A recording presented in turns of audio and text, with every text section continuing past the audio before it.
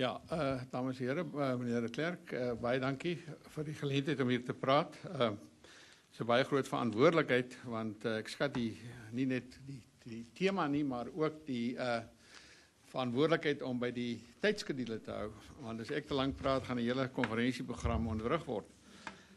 Ek wil net vinnig beweeg, dit is net een terug, die syfers sê Afrikaans word uitgefaseer. Die beleide, die formele beleide sê iets heeltemal anders. En die vraag is wat ons moet doen.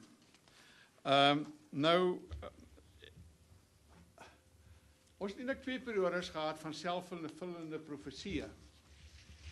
In die eerste een het die mense gesê Afrikaans sal sy plek ten volle langs Engels inneem. En mense het gesê julle is belaglik as julle na die debatte kyk, selfs wat Leipold in die 20er jare gesê het. Dit kan nie gedoen word nie en dit is teen alle om die Engels om 'n T-opsie woord te gebruik, alle odds is dit wel ingeslaag. Maar ek dink die mense 50 van tussen 1910 en 1980 het 'n beter begrip gehad van taalsosiologie as wat ons vandag het. Eerstens Langenhoven wat besef het jy kan nie 2 tale in een enkele instelling hê nie. Jy moet Afrikaanse enkel medium skole hê. Jy moet Afrikaanse universiteite hê. En Langenhoven gesê het hierdie voorstel dat ons nou Engels en Afrikaans saam met mekaar laat boer, kom hierop neer. Vriende, laat ons vrede maak en vrede hou. Laat die leeu en die lam saam wei. Die lam op die gras en die leeu op die lam. Die lam sal weldra deel van die leeu wees. Dit sal die lam tot eer strek en die leeu tot genot. Nou, dit is min of meer hoe dit met Afrikaans en Engels sal gaan. Ek dink daar was ook dus iets wat Lapons, wat een van die bekendste sosiologe het gesê, dat hoe vriendeliker mense met mekaar is, hoe dodeliker die geveg tussen tale. En die belangrike aspek in alles is politieke wil. En daarom dink ek is hierdie stelling van Wurm een van die belangrikste ene, die belangrikste faktor in taal is die kwessie van jou houding daarteenoor en dat taal 'n simbool van 'n identiteit is. Indien taal net 'n blote instrument is, dan sal daar nie veel entoesiasme wees om dit te handhaaf nie.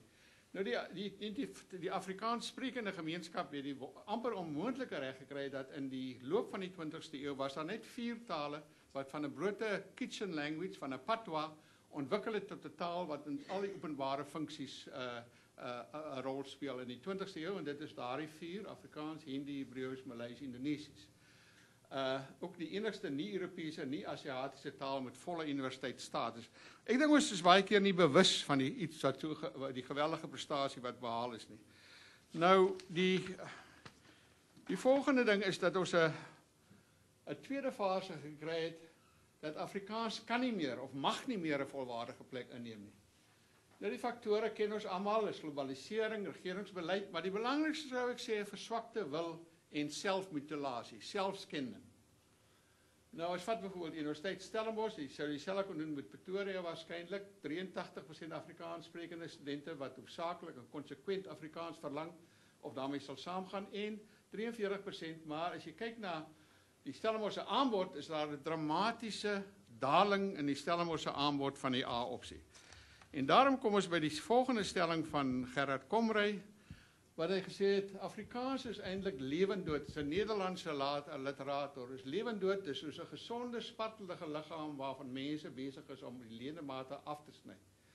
En dit is nog altyd Komrey, wat die toekoms van Afrikaans betref, is die Afrikaanssprekende self die grootste bedreiging vir die taal. Nou, gaan nie net oor universiteite nie. Indien Afrikaans op universiteite 'n nekslag toegedien gaan word, het dit implikasies vir Afrikaans in die hele samelewing. Dit gaan nie daaroor dat Afrikaans moet oorleef sodat ons in die kroeg dit kan praat of in die kombuis of op die braaivleis vier nie. Dit gaan daaroor oor die openbare funksies. En die belangrikste gevaar is die verswakking as universiteitstaal. Die einde van Afrikaans as wetenskapstaal, as vaktaal, as intellektuele omgang, as letterkundige taal.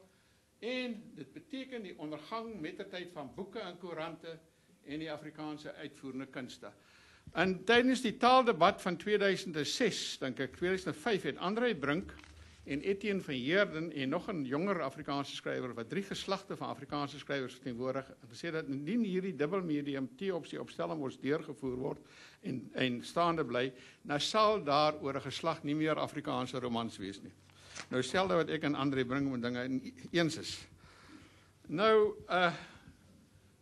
gaan maar dit oor, skiep dit maar. Nou gemeenskap, nou wat sê die mense oor die algemeen van die verhouding tussen taal en gemeenskap? Daar is die bekende Robbins verslag, A Partnership with the Family. Charles Taylor is nogal vir my die heel belangrikste. Afrikaans moet nie net nou beskikbaar wees as universiteitstaal en skooltaal nie, maar dan moet ook in die volgende geslagte moet dit beskikbaar wees. Daar moet 'n taalgemeenskap geskep word wat oor geslagte heen gaan.